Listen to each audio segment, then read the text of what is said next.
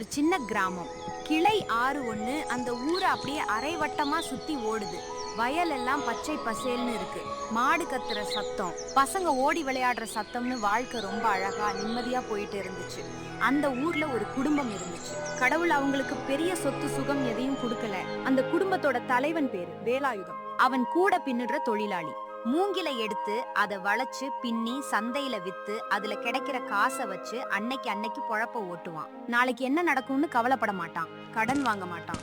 யார்கிட்டயும் கையேந்தி நிக்க மாட்டான். இந்த வேலாயுதத்துக்கு என்னப்பா ஒரு கவலையும் இல்லாம இருக்கான்? கவலை இல்லாம வாழலாம்னு யாரு சொன்னா? ஆனா அந்த கவலைய மனசுக்குள்ளேயே தேக்கி வச்சுக்க கூடாதுன்றதான் நான் சொல்றேன். வேலாயுதம் தலையாட்டி பாடிக்கிட்டே கூட பின்னிட்டே இருக்கான். மனைவி தங்கம் தூரத்துல இருந்து அவனை பாக்குறா. இன்னைக்கு 5 கூடை முடிஞ்சது. நாளைக்கு சந்தை நாள். நல்ல விலை கிடைக்கும்னு ஒரு நம்பிக்கை இருக்கு. இந்த மூங்கில் என்னோட பழைய நண்பன் மாதிரி. நான் இத பிடிக்கும் போது இது என்னோட கையை கவ்விக்குது. நாங்க 2 பேரும் ஒன்னா சேர்ந்து உழைக்கிறோம். இதுல என்ன கஷ்டம் இருக்கு? நம்பிக்கையெல்லாம் இருக்குதான். ஆனா அரிசி பானையில அரிசி தீர்ந்து போச்சே. களையத்துல அடியே தெரியுது. அரிசி தீர்ந்து போச்சு.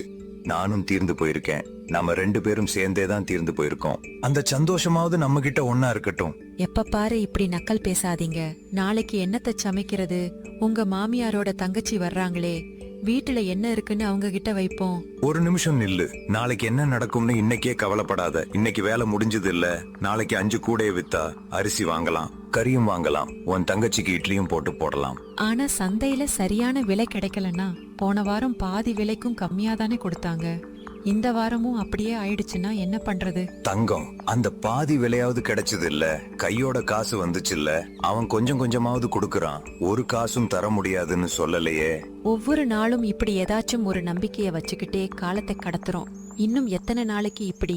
உயிர் இருக்கிற வரைக்கும் இப்படித்தான். அதுக்கப்புறம் எந்த கவலையும் இருக்காது. இத கேட்டதும் தங்கம் அவளையும் அறியாமலே சிரிச்சிடுறா. பார்த்தியா, சிரிப்பு வந்துருச்சுல்ல. அதத்தான் நான் தேடினேன். கவலை இருக்கு, அது எனக்கும் தெரியும். ஆனா கவலையோட படுக்க வேணாம். சரியா அந்த நேரத்துல ஊருக்கு வெளியில இருந்து 2 பேர் நடந்து வர்றாங்க. ஒருத்தர் நடுத்தர வயசு ஆளு. வேட்டியும் சாதாரண சட்டையும் தான் போட்டிருக்காரு. ஆனா கண்ணுல ஒரு அதிகார தோரணை தெரியுது. இன்னொருத்தர் அவருக்கு துணையா வர்ற உதவியாளர். அவங்க யாருன்னு அந்த ஊர்ல யாருக்கும் தெரியல. ஆனா அந்த முதல் ஆளு மாவட்ட கலெக்டர் நாராயணசாமி. அவர் அடிக்கடி இப்படி வேஷத்தை கலைச்சிட்டு தன் மாவட்டத்தை சுத்தி பாப்பாரு. மக்களோட நிலைமை நிஜமாவே எப்படி இருக்குன்னு நேர்ல போய் பாப்பாரு. அவர் எப்பவும் சொல்றது என்னன்னா, ஆபீஸ் ஃபைல்ல இருக்கிற தகவல் வேற, நேர்ல கண்ணுல பாக்குற தகவல் வேற. அன்னைக்கு சாயங்காலம் அவர் வேலாயுதத்தோட வீட்டு வாசல் வழியா நடந்து போறாரு. அந்த வீட்டுக்குள்ள இருந்து வந்த பாட்டும் சிரிப்பும் அவரை அப்படியே நிக்க வைக்குது. சுப்பு, கொஞ்சம் நில்லு. என்ன சார்? அந்த வீட்டை பாரு. சின்ன வீடு தான் சார். மண் சுவர், ஓடு போட்ட வீடு. ஒரே ஒரு பல்பு தான் எரியுது. ரொம்ப ஏழ்மையான வீடு சார். ஆமா, ஆனா அந்த சிரிப்பு சத்தம் கேக்குதா? கேக்குதே சார், பாட்டும் கேக்குது. இப்படி வசதி இல்லாத ஒரு வீட்டுல இருந்து சந்தோஷம் வருது. பெரிய பெரிய கோட்டீஸ்வரன் வீட்டுல கூட இது வர்றது இல்லையே. அதுவும் இந்த நேரத்துல, ராத்திரிக்கு சோறு இருக்கோ இல்லையோன்னு தெரியாத நேரத்துல இவ்வளவு நிம்மதியா சிரிக்கிறாங்களே, இது எப்படி முடியுது?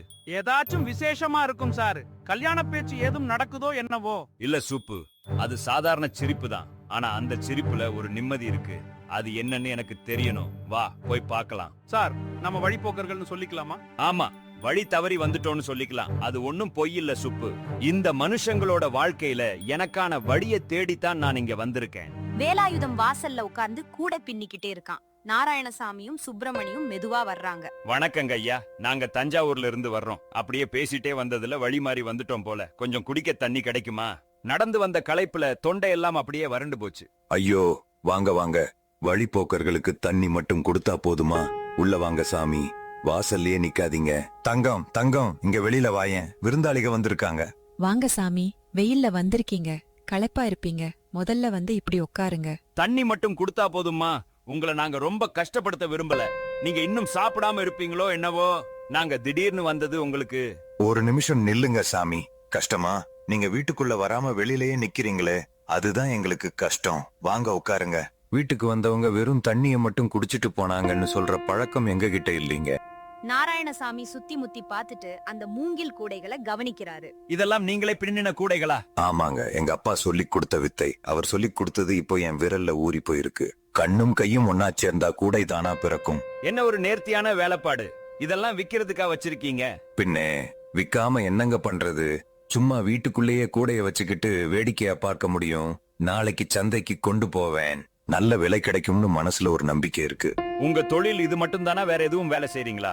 இதுதாங்க என் உலகம். கூடை பின்னுவேன், சந்தையில விப்பேன், நிம்மதியா வாழ்வேன். இப்படி வாழ்றது ரொம்ப கஷ்டமா இல்லையா உங்களுக்கு? கஷ்டமா? அப்படி பார்த்தா எனக்கு இதுல கஷ்டமே தெரியலையே. மூங்கில் வெட்டணும், அதுல கஷ்டம் இல்ல. காலு நடக்கும், உடம்பு தெம்பாகும். கூடை பின்னணும், அதுலயும் கஷ்டம் இல்ல. கை வேலை செய்யும், மனசு நிம்மதியாகும். சந்தையில போய் விக்கணும், அங்கேயும் கஷ்டம் இல்ல. 4 மனுஷங்களோட பேசலாம், சிரிச்சு மகிழலாம். என்னங்கய்யா, நீங்க எதை சொன்னாலும் அதுல கஷ்டமே இல்லைன்னு சொல்றீங்களே. பாருங்க தம்பி, எதையும் கஷ்டம்னு சொல்ல அது இன்னும் பாரமா தான் தெரியும். அதே வேலையை ஒரு வேடிக்கை மாதிரி பார்த்தோம்னு வைங்க, அது கொஞ்சம் சுலபமா தெரியும். நான் என் வாழ்க்கையை வேடிக்கையா பார்க்க பழகிக்கிட்டேன். ஆனா நாளைக்கு என்ன ஆகும்னு தெரியலையே. அரிசி வாங்கணும், உடம்புக்கு முடியலன்னா மருந்து வேணும், புள்ளைய படிக்க வைக்கணும். இதெல்லாம் எப்படி சமாளிப்பீங்க? தெரியலங்க, நாளைக்கு என்ன நடக்கும்னு நிஜமாவே எனக்கு தெரியல. ஆனா ஒண்ணு மட்டும் எனக்கு தெளிவா தெரியும். அது என்ன? நாளைக்கு சூரியன் நிச்சயம் உதிக்கும். அதோட வேலை செய்ய என் 2 கைகளும் இருக்கும். இது 2ம் இருக்கிற வரைக்கும் பொழைச்சுக்கலாம். கடவுள் அதை எனக்கு கொடுத்திருக்கான். அதுக்கு ஒரு நன்றியை சொல்லிட்டு நிம்மதியா வாழ்றேன். தங்கம் ஒரு சின்ன தட்டுல வடகம் கொண்டு வந்து நீட்டுறான். இத சாப்பிடுங்க சாமி. இப்போதைக்கு வீட்டுல இதுதான் இருக்கு, தப்பா எடுத்துக்காதீங்க. வேணாமா, நாங்க சாப்பிட்டுட்டு தான் வந்தோம். உங்க வீட்டுல இப்ப வசதி கம்மியா இருக்குன்னு புரியுது. நாங்க இத பறிச்சுக்க விரும்பல. சாமி நிறுத்துங்க. நீங்க வேண்டாம்னு சொல்லும்போது என் மனசு வலிக்குதுங்க. வீட்டுக்கு வந்தவங்க பசியோட போனா அது எங்க குடும்பத்துக்கே பெரிய அவமானம். நாங்க ஏழையா இருக்கலாம், ஆனா விருந்தாளிகளை கஷ்டப்படுத்துற பாவம் எங்களுக்கு வேணாம். வாங்கி சாப்பிடுங்க. இது வெறும் வடகம் இல்ல, அன்போட கொடுக்கிறது. ஐயா, உங்களுக்கு பசங்க யாரும் இல்லையா? ஒரு பையன் இருக்கான் தம்பி. இப்போ பக்கத்து ஊர்ல விடுதியில தங்கி படிச்சுட்டு இருக்கான். அவனை படிக்க வைக்கிற செலவு? அது அரசாங்க பள்ளிங்க, ஃபீஸ் கிடையாது. புக்கு நோட்டுக்கு மட்டும் கொஞ்சம் காசு வேணும். அது இந்த கூடை விக்கிறதுல வந்துடும். அவன் நல்லா படிக்கணும், அது போதும் எனக்கு. நாராயணசாமி அந்த உணவை சாப்பிட்டாரு. ஒரு ஏழை வீட்ல ரொம்ப குறைவான உணவு, ஆனா அதுல ஒரு தனி ருசி இருந்துச்சு. அவர் சாப்பிட்டுக்கிட்டே யோசிச்சாரு. கலெக்டர் மனசுல ஒரு எண்ணம் தோணுச்சு. இந்த மனுஷன் எப்படி இவ்வளவு நிம்மதியா இருக்கான்? இவன் கிட்ட இருக்கிற அந்த ரகசியம் என்ன? இது நிஜமாவே அவனோட குணமா இல்ல நடிக்கிறானா? இந்த மனுஷனை ஒரு முறை சோதிச்சு பார்த்திடணும். மறுநாள் காலை ஊர் பஞ்சாயத்திலிருந்து ஒரு அறிவிப்பு வருது. அதை கேட்டதும் ஊரே பரபரப்பாகுது. கலெக்டர் ஐயாவோட உத்தரவு. இனிமே இந்த ஊர் சந்தையில கூடை தட்டி மூங்கில் சாமான்களை விற்க கூடாது. பிளாஸ்டிக் ஒழிப்பு திட்டத்துப்படி அரசாங்கம் அங்கீகரிச்ச கடைகள்ல மட்டும்தான் சாமான்களை விற்கணும். மீறினா அபராதம் விதிக்கப்படும். ஐயோ, நம்ம வேலாயுதம் என்ன பண்ணுவான்? அவன் பொழப்பே அந்த கூடை பின்னுறது தானே. அந்த பாவி மனுஷன் என்ன செய்வான்? கலெக்டருக்கு என்னாச்சு? இப்படி ஒரு உத்தரவை போட்டுட்டாரே. தங்கம் அந்த அறிவிப்பை கேட்டுட்டு அழுதுகிட்டே வீட்டுக்கு ஓடி வர்றா. கேட்டிங்களா? கூட விக்க தடை போட்டுட்டாங்களாம். அந்த அனௌன்ஸ்மெண்ட் வண்டி ஊர் முழுக்க போயிட்டு இருக்கு. ஊரே இத பத்தி தான் பேசுது. இப்போ என்ன பண்ண போறோம்? நம்ம கையில 5 கூடை தயாரா இருக்கே, இதை எங்க விப்போம்? இன்னைக்கு ராத்திரி சோத்துக்கு என்ன வழி? ஐயோ கடவுளே! வேலாயுதம் அமைதியா அந்த கூடைய பக்கத்துல வைக்கிறான். அப்படியே கண்ணை மூடி கொஞ்ச நேரம் இருக்கிறான். என்னாச்சுங்க? ஏன் பதிலே சொல்ல மாட்டேங்கிறீங்க? அழுங்க இல்ல திட்டுங்க, ஏதாச்சும் ஒண்ணு சொல்லுங்க. யோசிக்கிறேன் தங்கம். யோசிக்கிறதுக்கு இங்க நேரமே இல்ல. வயித்துக்கு என்ன வழின்னு சொல்லுங்க. தங்கம், கடவுள் ஒரு கதவை மூடும்போது 4 கதவை திறந்து வைப்பான்னு எங்க அப்பா சொல்லுவாரு. அவர் சொன்னது என்னைக்கும் பொய்க்காது. கூடை விக்க முடியல சரி, ஆனா என் கை இருக்கு, காலு இருக்கு, இந்த மூளை இருக்கு. இது 3ம் ஒன்னா சேர்ந்தா ஏதாச்சும் ஒரு வழி பிறக்கும். இப்படியே நம்பிக்கை பேசிட்டே இருங்க. சந்தையில போய் நம்பிக்கைய வித்தா அரிசி கிடைக்குமா? நம்பிக்கையை வித்தா காசு வராதுதான். ஆனா நம்பிக்கை இருந்தா காசை தேடுறதுக்கான வழி கண்டிப்பா தெரியும். நான் போய் புது வழியை தேடுறேன். வேலாயுதம் ஊர் முழுக்க ஒரு சுத்து வர்றான். சந்தைக்கு போறான். அவன் கண்ணும் மனசும் எதையோ தேடுது. அப்போ அங்க ஒரு காட்சியை பாக்குறான். ஒரு வயசான பாட்டி தன் வயல்ல விளைஞ்ச காய்கறிகளை பெரிய மூட்டையா தலையில வச்சுக்கிட்டு வர்றாங்க. கை கால் எல்லாம் நடுங்குது. மூச்சு வாங்க தள்ளாடுறாங்க. பாட்டி கொஞ்சம் நில்லுங்க, இவ்வளவு சுமையை உங்களால தூக்க முடியாது. முதல்ல இதை கீழே வைங்க. வேற வழி இல்லப்பா, இத கொண்டு போய் சந்தையில வித்தாதான் இன்னைக்கு கஞ்சி செய்ய முடியும். பாட்டி, இந்த சுமையை நான் சந்தைக்கு கொண்டு வந்து கொடுக்கறேன். நீங்க மெதுவா பின்னாடியே வாங்க. ஏன்பா கூலி எதுவும் கேட்காம ஏன் செய்யற? உனக்கு இதுல என்ன லாபம்? லாபமா பாட்டி? நான் உதவி செய்ய ஒரு கை வேணும்னு தேடினேன். நீங்க சுமைய தூக்க ஒரு கை வேணும்னு தேடுனீங்க. இப்போ 2 பேருக்கும் கிடைச்சிருச்சு. நான் வேலை செய்யணும், நீங்க கஷ்டப்படக்கூடாது. இதுல 2மே நடக்குது பாருங்க. அன்னைக்கு சந்தையில வேலாயுதம் ஒரு கூலிக்காரனா வேலை பாக்குறான். சுமை தூக்குறான், வண்டியில சாமான்களை ஏத்துறான். முதல்ல எல்லாரும் ஏளனமா பார்த்தாலும் அவன் முகத்துல இருக்கிற அந்த சிரிப்பை பார்த்து எல்லாரும் அவன்கிட்ட வேலை கொடுக்க ஆரம்பிக்கிறாங்க. சாயங்காலம் வீட்டுக்கு வரும்போது அவன் கையில சாப்பாட்டுக்கு தேவையான பணம் இருக்கு. இந்தா தங்கம், இன்னைக்கு உழைச்ச சம்பளம். கூலி வேலை தான் பார்த்தேன். இவ்ளோ காசா? ஒரே நாள்ல இவ்ளோ சம்பாதிச்சிட்டீங்களா? கூடை பின்னுற கை மூட்டையை தூக்கவும் செய்யும்னு என் கை மறுக்கல. நீங்க சொல்றதுதான் சரிங்க. நம்பிக்கையை வித்தா காசு வராதுன்னு சொன்னியே, ஆனா நம்பிக்கையோட உழைச்சா காசு வருது இல்ல. இப்போ புரியுதா? கடவுள் கூடைய தடுத்தான், ஆனா கூலி வேலைக்கு வழியை திறந்து விட்டான். அன்னைக்கு நைட்டு அதே மாதிரி வேஷத்துல கலெக்டர் நாராயணசாமி வர்றாரு. என்னப்பா வேலாயுதம், அந்த அறிவிப்பை கேட்டேன். கூடை விக்க தடை போட்டுட்டாங்களாமே. அதை கேட்டதுல இருந்து என் மனசே சரியில்லை. நீ இப்போ எப்படி இருக்க? ரொம்ப நல்லா இருக்கேங்க. வாங்க வந்து உட்காருங்க. நல்லாவா இருக்க? ஆனா தடை வந்துருச்சே, இனிமே என்ன பண்ண போற? ஆமாங்க, தடை வந்துருச்சு. அதனால என்ன, நான் இப்போ கூலி வேலை செய்ய ஆரம்பிச்சிருக்கேன். சுமை தூக்குறேன், காசு வருது, சாப்பாடு கிடைக்குது. மனசு ரொம்ப சந்தோஷமா இருக்குங்க. அது எப்படி சரியாகும்? நீ ஒரு பெரிய கலைஞன். கூடை பின்ற உன் கை போய் மூட்டை தூக்குறதா? இது உனக்கு அவமானமா தெரியலையா? ஐயா, என் கை எந்த வேலை செஞ்சாலும் அது என் கைதான். நேர்மையா உழைக்கிற எந்த வேலையும் அவமானம் இல்லீங்க. ஒருத்தரோட சுமையை நான் தூக்குறதுனால அவரோட வலி குறையுது பாருங்க. அதுல கிடைக்கிற புண்ணியம் வேற எதுலங்க கிடைக்கும்? என்ன ஒரு பதில்! மனுஷன் அசத்துட்டான். என்னங்க சொன்னீங்க? இல்ல, அண்ணனோட மனசு ரொம்ப நல்லதுன்னு சொன்னேன். சரி, அண்ணி சமைச்சிட்டாங்களா? ஒரு வாய் சாப்பிட்டுட்டு போறேன். இந்த மனுஷனோட உறுதி என்னையும் வியக்க வைக்குது. இன்னும் ஒரு முறை இவனை சோதிச்சு பார்க்கணும். 3 நாள் ஓடி போச்சு. வேலாயுதம் கூலி வேலையிலயும் ரொம்ப சந்தோஷமா இருந்தான். சந்தையில எல்லாருக்கும் அவனை பிடிச்சு போச்சு. வேலாயுதம் வந்துட்டான், கவலையே இல்லைன்னு எல்லாரும் அவனை தான் கூப்பிடுவாங்க. அவனும் ஓடி ஓடி உழைச்சான். ஆனா கலெக்டர் ஆபீஸ்ல நாராயணசாமி தன் உதவியாளர் சுப்பிரமணி கிட்ட பேசிக்கிட்டே இருந்தாரு. சுப்பு, இந்த மனுஷனை பார்த்தா எனக்கு ரொம்ப வியப்பா இருக்கு. ஒரு கதவை மூடுனா அடுத்த நிமிஷமே இன்னொரு வழியை தேடுறான். அவன் முகத்துல ஒரு சின்ன கோவம் கூட வரலையே. ஆமா சார், அவன் ரொம்ப நல்லவன். பாவம் சார், அந்த ஏழை மனுஷனை இதுக்கு மேல சோதிக்க வேணாம், விட்டுடுங்க சார். இல்ல சுப்பு, இன்னும் ஒரு வாட்டி சோதிக்கணும். வசதியான நேரத்துல நல்லவனா இருக்கிறது பெருசு இல்ல. கஷ்டமான நேரத்திலயும் ஒருத்தன் அதே நம்பிக்கையோட இருக்கானாங்கிறது தான் முக்கியம். வைரத்தை நெருப்புல வச்சு வாட்டினாதான் அதோட தரம் தெரியும். வேலாயுதம் கல்லா இல்ல வைரமான்னு இப்ப தெரிஞ்சிடும். இன்னொரு அறிவிப்பை வெளியிடு. கேட்டிங்களா? இப்போ கூலி வேலைக்கும் வேட்டு வச்சுட்டாங்க. சந்தையில தனியா யாரும் மூட்டை தூக்க கூடாதான். எல்லாம் அரசாங்க ஏஜென்சி மூலமா தான் நடக்கணும்னு சொல்லிட்டாங்க. கூடை பின்னுறது போச்சு, கூலி வேலையும் போச்சு. இனி எதை வச்சு பொழைப்போம்? புள்ளைக்கு விடுதி செலவு அனுப்பணுமே. அரிசி பானையும் காலியா இருக்கே. ஐயோ கடவுளே! தங்கம், உன்கிட்ட ஒரு விஷயம் கேட்கணும். இந்த நேரத்துல என்னத்த கேட்க போறீங்க?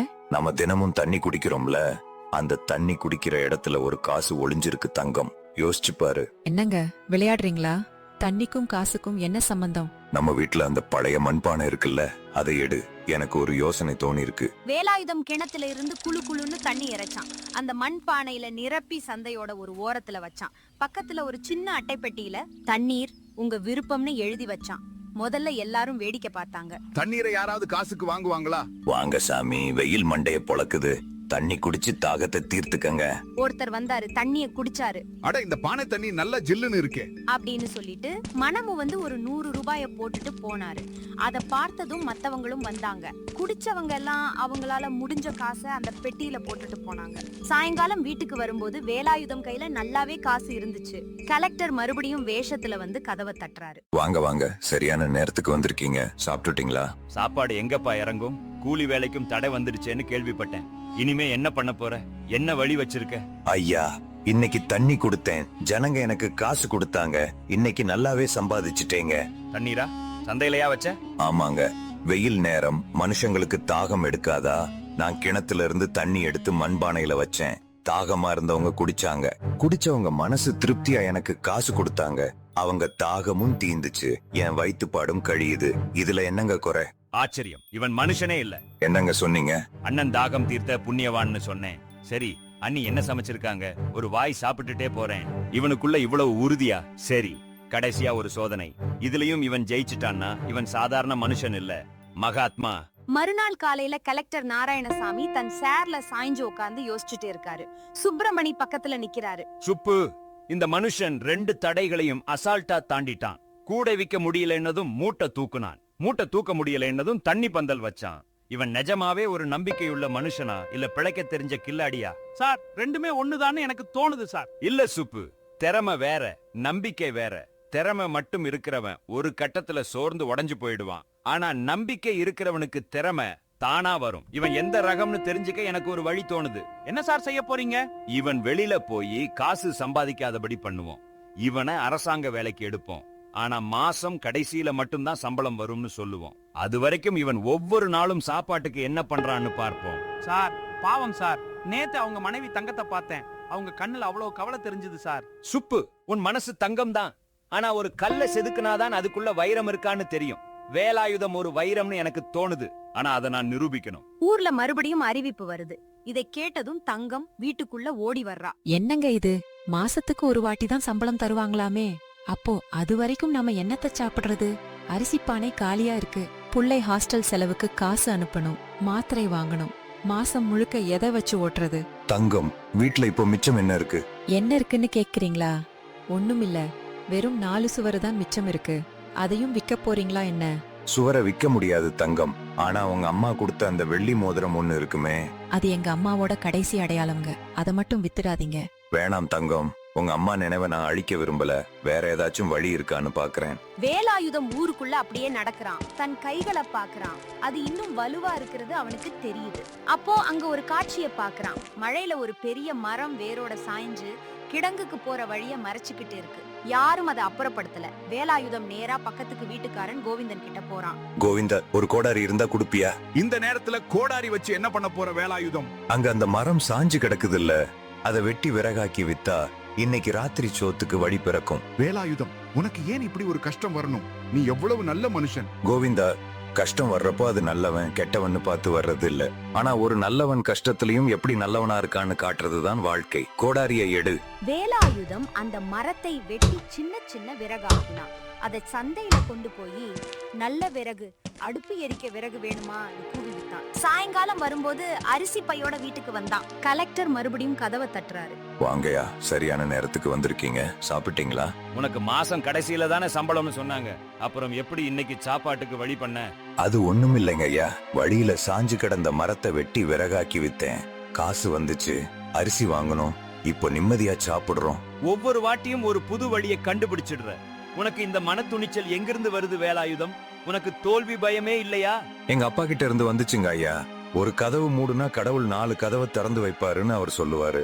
அதை நான் அப்படியே நம்புறேன். முதல்ல சாப்பிடுங்க ஐயா, மத்ததை பேசலாம். மறுநாள் காலையில வேலாயுதம் கிடங்கு வாசல்ல காவலாளியா நின்னுக்கிட்டு இருக்கான். வெயில் மண்டைய பொளக்குது, வியர்வை வழியுது.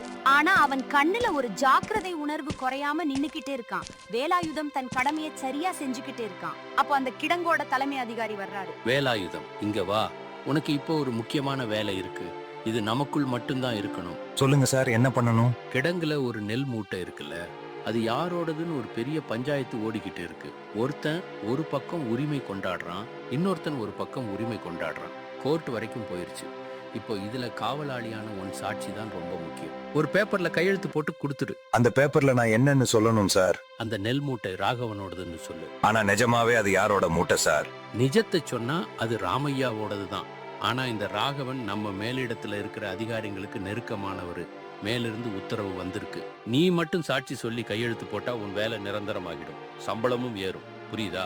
என்னப்பா யோசிக்கிற? இதுல ஒன்னும் பெரிய கஷ்டம் இல்லையே, ஒரு கையெழுத்து, அவ்வளவுதான். சார் மன்னிச்சுடுங்க, என்னால பொய் சாட்சி சொல்ல முடியாது.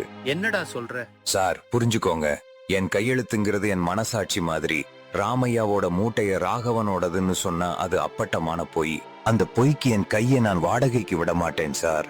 என் கையெழுத்தை நம்பி ஒருத்தன் ஜெயிப்பான், ஒருத்தன் தோப்பான். அந்த நம்பிக்கை துரோகத்தை நான் செய்ய மாட்டேன். என்னடா பெரிய உத்தமன் மாதிரி பேசுற? உன் வேலை இப்பதே போயிடும், ஜாக்கிரதை. வேலை போகட்டும் சார், ஆனா என் மனசாட்சி என்னோடவே இருக்கும். வேலை போனா நான் வேற வேலை தேடிக்குவேன். ஆனா மனசாட்சி போனா அதை எப்பவுமே திரும்ப கொண்டு வர முடியாது.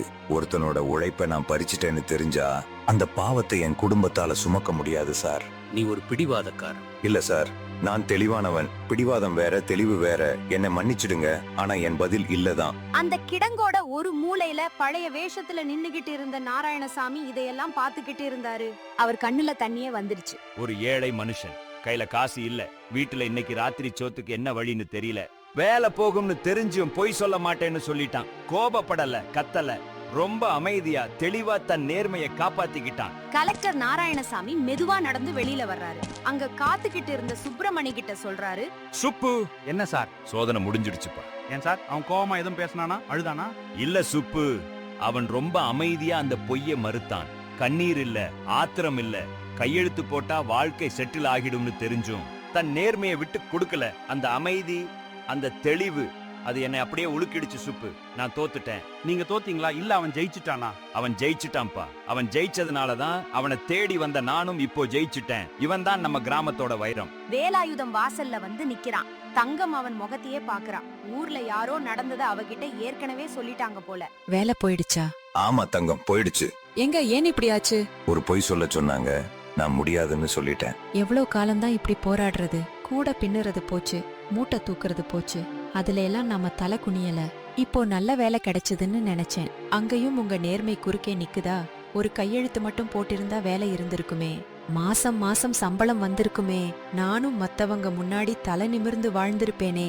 ஆனா நீங்க இப்படி பண்ணிட்டீங்களே. தங்கம், கொஞ்சம் நில்லு. நான் கேக்குறதுக்கு மட்டும் பதில் சொல்லு. கேக்குறதுக்கு இங்க ஒண்ணும் இல்லைங்க. அரிசிக்கு என்ன பண்ண போறோம்? புள்ள படிக்கிற செலவுக்கு காசு எப்படி அனுப்ப போறோம்? தங்கம், நான் ஒரு பொய் சொல்லி என் வேலையை காப்பாத்தி இருந்தா இன்னைக்கு நைட்டு என்னால நிம்மதியா கண்ணை மூட முடியுமான்னு நினைக்கிறியா? நான் அந்த பொய் சாட்சியை சொல்லி இருந்தா அந்த ராமையாங்கிற மனுஷன் கோர்ட்ல தோத்து போயிருப்பான். அவன் குடும்பமே நடுத்தெருவுக்கு வந்திருக்கும். அவன் பெண்டாட்டி கண்ணீர் விட்டு அழுவா. அவன் புள்ள படிப்பை நிறுத்தி இருப்பான். ஒரு குடும்பத்தை அழிச்சிட்டு வர்ற அந்த சம்பளத்துல இந்த வீட்டுல என்னால நிம்மதியா சாப்பிட முடியுமா தங்கம்? என் மனசு கேக்குமா? அந்த பொய்யான வேலையில வர்ற அரிசி உன் வயித்துல இறங்குமா? என் வயிற்றுலயும் இறங்காது. அந்த சோத்தை சாப்பிடும் போதெல்லாம் அவன் குடும்பத்தோட வலிதான் நமக்கு ஞாபகம் வரும். அந்த பாவத்தோட எப்படி நிம்மதியா வாழ முடியும்? வேலையை இழந்தேன், ஆனா என் மனசாட்சியை நான் இழக்கல. அது என் கூட இருக்கிற வரைக்கும் நான் எதுக்கும் பயப்பட மாட்டேன். நாம தான் எத்தனையோ வாட்டி வழியை தேடி பிடிச்சிருக்கோமே. இப்போவும் ஏதாச்சும் ஒரு வழி பிறக்கும். ஆமாங்க, நீங்க சொல்றது சரிதான். அப்போ என் மேல உனக்கு நம்பிக்கை இருக்குல்ல? அது மட்டும் போதும் தங்கம். மத்தத நான் பாத்துக்கிறேன். நான் உங்களை நம்புறேங்க. ஆனா இந்த கஷ்டம் இன்னும் எத்தனை நாளைக்கு? நாளைக்கு என்ன நடக்கும்னு நாளைக்கு தான் தெரியும் தங்கம். இப்போதைக்கு சோத்துக்கு என்ன வழின்னு பார்ப்போம். சரியா, அந்த நேரத்துல அந்த வீட்டு ஜன்னல் வழியா கலெக்டர் நாராயணசாமி இதையெல்லாம் பாத்துக்கிட்டு இருந்தாரு. அவரோட கண்ணும் கலங்கி போச்சு, உதடெல்லாம் நடுங்குது. இவ்வளவு வறுமையிலையும் தன் பெண்டாட்டிக்கு ஒரு மனுஷன் ஆறுதல் சொல்றான். இவ்வளவு கஷ்டத்திலையும் புருஷனை அந்த பொண் நம்புறா. இது வறுமையா இல்ல இதுதான் உண்மையான செல்வமான்னு அவர் யோசிச்சாரு. நாராயணசாமி அங்கிருந்து கிளம்புறாரு. ஆனா பாதியிலேயே நின்னு சுப்பிரமணி கிட்ட பேசுறாரு. சுப்பு, சொல்லுங்க சார். நாளைக்கு காலையில ஊர் பஞ்சாயத்துல ஒரு அறிவிப்பை கொடு. மாவட்ட கலெக்டர் நேர்ல வர்றாருன்னு சொல்லு. நேர்லையா சார்? வேஷம் போடாம வர போறீங்களா? இனிமே எனக்கு வேஷம் தேவையில்லை சுப்பு. இவ்வளவு உண்மையான ஒரு மனுஷன் முன்னாடி நான் வேஷம் போட்டு வர்றது நான் செய்யற தப்பு. அந்த தங்கம் அம்மா அவங்க பட்ட கஷ்டம் எல்லாம் இனி தீர்ந்துடும்ல சார்? கண்டிப்பா தீரும் சுப்பு. இவ்வளவு நேர்மையான ஒரு மனுஷனை கஷ்டத்துல விட்டுட்டு என்னால நிம்மதியா தூங்க முடியாது. நாளைக்கு பருத்திப்பட்டி ஒரு புது விடியலை பார்க்கும். பருத்திப்பட்டி கிராமமே இன்னைக்கு மிரண்டு போயிருக்கு. மாவட்ட கலெக்டர் நேர்ல வர்ற நாராயணசாமி கூட்டத்துக்குள்ள எதையோ தேடுறாரு. கூட்டத்தோட கடைசியில ஒரு ஓரமா வேலாயுதம் நின்னுகிட்டு இருக்கான். நாராயணசாமி மத்த யாரையும் மதிக்காம நேரா வேலாயுதத்தை நோக்கி நடக்கிறாரு. ஊரே வாய பொத்திக்கிட்டு ஆச்சரியமா பாக்குது. ஐயா, நீங்க அந்த வழிப்போக்கர் அன்னைக்கு வீட்டுக்கு வந்தீங்களே? ஆமா வேலாயுதம், நான் அதே வழிப்போக்கன் தான். அன்னைக்கு தண்ணி கேட்டவனும் நான் தான். நீங்க அன்பா கொடுத்த அந்த வடகத்தை சாப்பிட்டவனும் நான் தான். மக்களே, நான் இந்த மனுஷனை சோதிச்சேன், பல முறை சோதிச்சேன். இவனோட தொழிலை முடக்கினேன். ஆனா இவன் துவண்டு போகாம புது வழியை தேடினான். இவன் செஞ்ச கூலி வேலைக்கும் தடை போட்டேன். ஆனா இவன் தாகம் தீக்கிற தண்ணி பந்தல் வச்சான். மாச சம்பளம் வர்ற வேலையில போட்டேன். இவன் விறக வெட்டி பொழைச்சான். கடைசியா பொய் சொன்னா வேலை இருக்குன்னு சொன்னேன். ஆனா என் மனசாட்சி தான் முக்கியம்னு சொல்லி வேலைய தூக்கி எறிஞ்சான். ஒவ்வொரு வாட்டியும் நான் நினைச்சேன், இந்த தடவை வேலாயுதம் உடைஞ்சு போயிடுவான், தோத்துடுவான்னு. ஆனா ஒவ்வொரு முறையும் அவன் ஒரு புது விடியலை கண்டுபிடிச்சான். வேலை போயிரும்னு தெரிஞ்சும் பொய் சொல்ல மறுத்த அந்த நிமிஷத்துல கலெக்டரான நான் தோத்துட்டேன். இந்த மனிதன் ஜெயிச்சுட்டான். இனிமே இந்த தொகுதியோட வளர்ச்சி திட்ட குழுவுல நீயும் ஒரு உறுப்பினர் வேலாயுதம். உன் குரல் அரசாங்கத்துக்கு கேட்கும். உன் ஆலோசனையை நாங்க கேட்டு நடப்போம். ஐயா, நான் ஒன்னும் படிக்கலைங்க. ஒரு சாதாரண மனுஷன். எனக்கு என்னங்க திட்டம் போட தெரியும்? இதுக்கு நான் தகுதியானவனான்னு எனக்கு தெரியலையே ஐயா. வேலாயுதம், படிப்பு இல்லாம உன்கிட்ட ஒரு அபாரமான நம்பிக்கை இருக்கு. பட்டம் இல்லாம பண்பு இருக்கு. எவ்வளவு பெரிய கஷ்டம் வந்தாலும் புது வழியை தேடுற மனதிடம் இருக்கு. பொய் சொல்லி பொழைக்க வாய்ப்பு வந்தும் தன் நேர்மையை விடாத அந்த தங்கமான மனசு இருக்கு. இந்த நாளும் ஒரு மனுஷன் கிட்ட இருந்தா அவன் சொல்றத நாங்க கேட்கணும். ஏன்னா அவன் சொல்றது உண்மையாக இருக்கும். அதுதான் இந்த நாட்டுக்கு தேவை. அந்த இடமே ஒரு நிமிஷம் நிசப்தமா இருந்துச்சு. அப்புறம் ஒரு மூலையில இருந்து மெதுவா ஒரு கைத்தட்டல் சத்தம் கேட்டுச்சு. அது அப்படியே பெரிய அலை மாதிரி ஊர் முழுக்க பரவுச்சு. எல்லாரும் கைத்தட்டி ஆரவாரம் செஞ்சாங்க. வேலாயுதம், உன்கிட்ட ஒரு விஷயத்தை நேரடியா கேட்கணும்னு தோணுது. நான் உன்னை ரொம்ப சோதிச்சுட்டேன். உன் தொழில நிப்பாட்டுனேன். கூலி வேலைக்கு வெயிட்டு வச்சேன். சம்பளத்தை லேட் பண்ணுனேன். கடைசியில வேலையே போகும்னு ஒரு நிலைமைய உருவாக்குனேன். இதெல்லாம் நான் தான் பண்ணுனேன்னு இப்போ தெரியறப்போ என் மேல உனக்கு கோபம் வரலையா? யார்ட்டா இந்த மனுஷன் இப்படி போட்டு படுத்துறானேன்னு என்ன திட்டணும்னு தோணலையா? ஐயா, உண்மையை சொல்லணும்னா கோவம் வந்துச்சுங்க. வந்துச்சா? ஆனா உன் முகத்துல ஒரு தடவை கூட அது தெரியலையே. கூட பின்ன கூடாதுன்னு சொன்னப்போ ஏன் இப்படி செய்யறாங்க கோபம் வந்துச்சுங்க ஐயா. தங்கம் வீட்டுல உட்கார்ந்து அழும்போது மனசு ரொம்ப வலிச்சது. ஆனா அந்த நேரத்துல நான் ஒண்ணு பண்ணுனேன். என் கோபத்தை வேற ஒரு திசையில திருப்புனேன்.